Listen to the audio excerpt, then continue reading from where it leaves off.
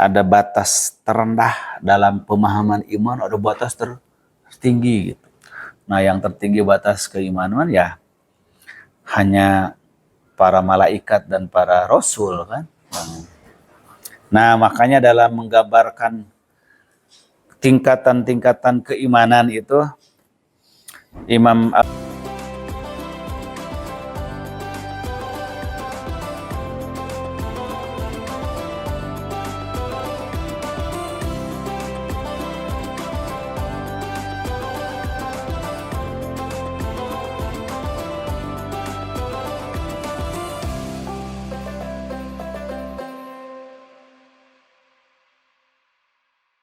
dalam akidah sama, dalam masalah fikih ada yang muttafaqun alaih, mujamma'un alaih, yang diijmakan, disepakati, ya kita nggak boleh sama sekali menyelisihi, mengingkari.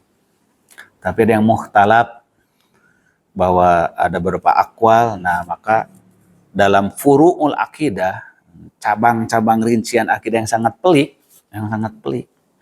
tidak mungkin orang harus dipersamakan semuanya. Walaupun punya dia satu sekte Mu'tazilah, satu sekte Khawarij, satu sekte atau satu manhaj Ahlussunnah wal Jamaah, nggak mungkin dari A sampai Z-nya itu sama persis, tidak mungkin. Karena kedalaman ilmu masih berbeda. Kemudian keterbatasan bahasa untuk mengungkapkannya, terbatas bahasa untuk mengungkapkan. Nah, disitulah butuhnya kelapangan jiwa, keluasan wawasan untuk orang memahami ada batas terendah dalam pemahaman iman, ada batas tertinggi gitu. Nah, yang tertinggi batas keimanan ya hanya para malaikat dan para rasul kan. Nah, makanya dalam menggambarkan tingkatan-tingkatan keimanan itu Imam Al-Ghazali, kalau tidak salah saya baca dalam kitab Al-Munqiz Minad Dhalal, itu beliau menggambarkan ada sekelompok orang pergi ke hutan, ya, sekelompok orang pergi ke hutan. Di hutan belantara mereka tersesat gitu. Di hutan belantara mereka tersesat. Sampai sore hari, malam hari, tersesatlah mereka di hutan belantara. Teruslah mereka berjalan, nggak tahu kemana arah, kan nggak tahu. Tiba-tiba mereka sampai ke sebuah wilayah, melihat cahaya dari kejauhan. Nah, melihat cahaya. Dari sekelompok orang yang ada di situ, semuanya tahu, wah kita lihat cahaya, sepakat kan? Tapi ketika ditanya mendalam, apa penafsiran kamu melihat cahaya itu? Nah, coba. Cahaya. Seorang mengatakan, saya yakin di situ ada perkampungan. Oh, kata seorang. Kalau yang seorang lagi, saya yakin di situ ada rumah. Saya yakin itu ada rumah. Yang lain mengatakan, saya yakin di situ ada orang. Gitu kan? Di situ ada orang. Karena yang bisa nyalain itu manusia, orang. Jadi menyepakati adanya cahaya, tapi kalau diterus, maka persepsi orang jadi beda-beda. Yang satu langsung persepsinya, wah pasti ada perkampungan. Dia sangat luas tuh persepsinya. Kan bisa jadi cuma satu rumah kan gitu. Tapi bilang ada perkampungan. Kata yang satu lebih fokus lagi. Menurut saya itu ada rumah di situ. Yang satu mengatakan itu ada orang. Padahal yang dia lihat cahaya, tapi dia ungkapkan macam-macam tuh. Ketika mengucapkan persepsi jadi macam-macam. Itulah ilmu namanya. Cahayanya masing-masing sepakat. Hanya yuk kita dekatin kan. Dekatin, sudah makin dekat, sampailah hanya beberapa ratus meter. Ternyata betul ada rumah gubuk. Nah, rumahnya jelas gubuk. Tadi baru nerka ada rumah, ternyata betul ada rumah, cuma rumahnya gubuk. Ketika dia menerka ada rumah, hanya berpersepsi bahwa biasa ada pelita di rumah. Tapi kan belum kebayang rumah seperti apa. Ketika dia lihat betul rumah, tapi rumahnya gubuk. Keyakinan dia ketika masih jauh, Berbeda nggak ketika dengan dekat? Berbeda. Walaupun sama, yakin itu rumah. Itulah ilmu. Ilmu itu sama mengatakan ada rumah, tapi beda dengan menyaksikan itu rumah itu. Begitu pula orang yang mengatakan ada orang di rumah itu, makin yakin, wah saya yakin ada orang di rumah itu. Karena apa? Itu saya lihat ada terompahnya, itu lihat halamannya bersih, pasti tadi siang nyapu. Makin yakin kan? Kenapa? Karena bersihnya halaman, adanya sapu, adanya terompah adalah dalil atas adanya manusia. Bukan lihat manusianya, tapi dalil adanya manusia. Itulah gambaran manusia melihat Allah Subhanahu wa taala. Memahami Allah Subhanahu wa taala. Maka semakin penasaran, ini kira-kira penghuni rumahnya seperti apa? Nah, kan gitu. Pasti orang pada nebak, kira-kira laki-laki apa perempuan kan gitu. Pasti ada yang lihat terompahnya, ada yang lihat sapunya. Jadi tanpa melihat orangnya, manusia diberikan akal oleh Allah untuk menafsirkan petunjuk. Itulah namanya dalil. Nah, kita berdebat tentang dalilnya, bukan tentang zatnya. Jadi sebelum ketemu zatnya, kenapa kita harus ngotot maksain? Ini kan gitu. Nah, gitu. Nah, begitu mendekat semuanya, qadarullah, anginnya kencang, mati itu pelitanya, kan gitu kan. Mati pelitanya. Akhirnya semuanya noong tuh dari bilik. Ini orang siapa, terlihatlah satu sosok kan gitu. Tapi ini lagi perempuan. Itulah kegaiban sosok manusia itu di kegelapan. Bagaimana memahami kegaiban Allah Subhanahu wa taala?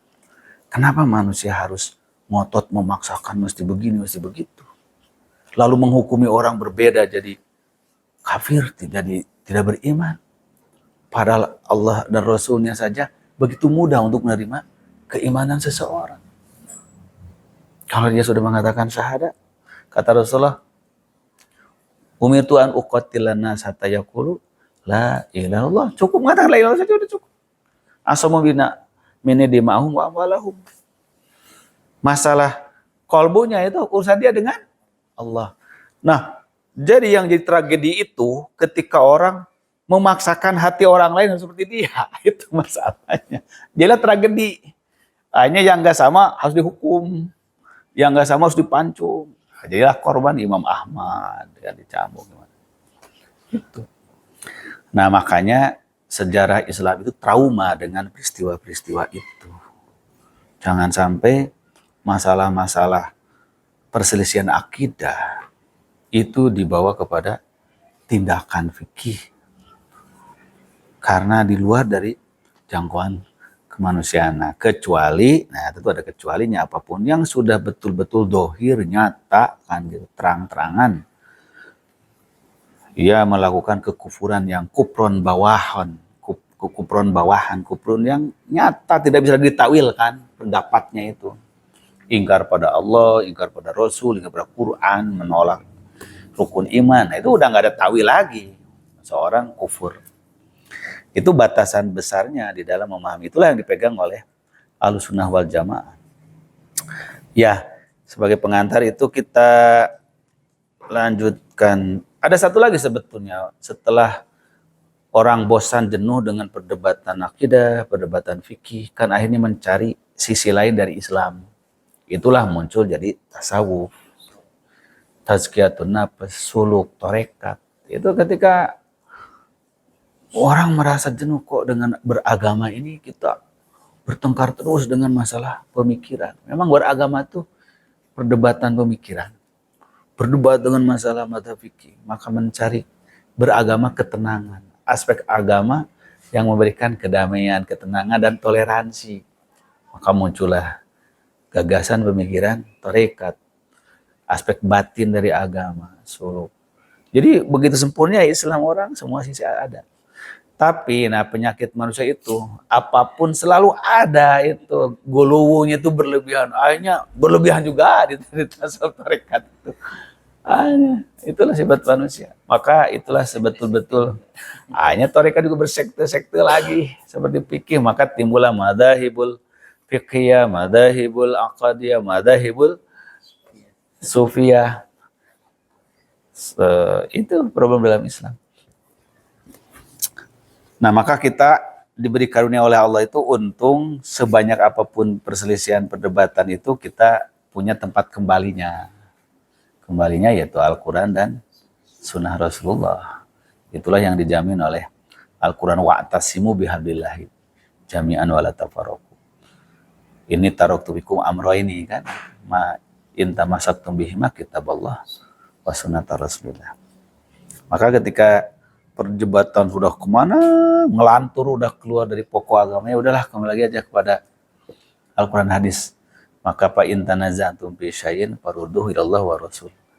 In kuntum tu'minu billahi wal yawmil akhir. Dzalika khairu wa ahsanu ta'wila. Nah, itu semua udah terantisipasi dalam Islam itu. Nah, kita lanjutkan hadis yang ketujuh. An Anas radhiyallahu anhu qala sami'tun nabiyya sallallahu alaihi wasallam yaqul idza kana yaumul qiyamati syufi'tu faqultu ya rabbi adkhilil jannata man kana fi qalbihi khardalatun fayadkhuluna summa aqulu adkhilil jannata man kana fi qalbi adna syai'in faqala Anasun ka'anni angduru ila asabi'i Rasulillah. Dari Anas bin Malik radhiyallahu an, dia berkata, aku mendengar Nabi SAW bersabda, ketika nanti hari kiamat, aku diberi syafaat oleh Allah. Maka aku berdoa, ya Rob, masukkanlah ke surga orang yang di hatinya ada sebutir dari iman maksudnya. Dalam hadis lain kan, khordalatun min imanin. Misqalu dzarratin min iman dalam riwayat yang lain. Fayadkhuluna, maka mereka masuk surga. Summa aqulu adkhilal jannata man kana fi qalbihi adna syai'. Lalu aku berkata lagi, ya Allah, masukkanlah ke surga orang yang di hatinya lebih kecil lagi daripada itu. Kira-kira segede apa gitu, udah debu aja sangat kecil gitu. Faqala Anasun ka'ani angduril asabi'i Rasulullah sallallahu, aku masih membayangkan itu jari-jari tangan Rasul ketika mencontohkan gitu. Mungkin Rasul mencontohkannya begini, begini kan gitu, saking kecilnya. Nah, ini hadis ini untuk menutup tadi mutasadidnya orang memaksakan iman itu harus sesempurna yang dia pahami. Nggak mungkin ada orang sanggup semua itu. Bagi Allah Subhanahu wa Ta'ala itu orang mampunya sedebu saja beriman, itu sudah jadi modal untuk masuk surga. Artinya selamat dia dari kekalnya neraka. Itu saja sudah jadi modal. Inilah Rahman Rahimnya Allah. Karena mustahil manusia mampu mencapai kesempurnaan iman dan ilmu secara sama semuanya. Nah, maka hadis inilah yang menentramkan manusia dalam keterbatasan akidah. Mudah-mudahan kita mau lebih dari sekedar segede debu kan gitu. Keterlaluan kalau pada nas imannya cuma segede debu kan gitu. Mudah-mudahan segede kepal kan gitu. Kan itu optimisnya orang mukmin begitu kan. Gitu.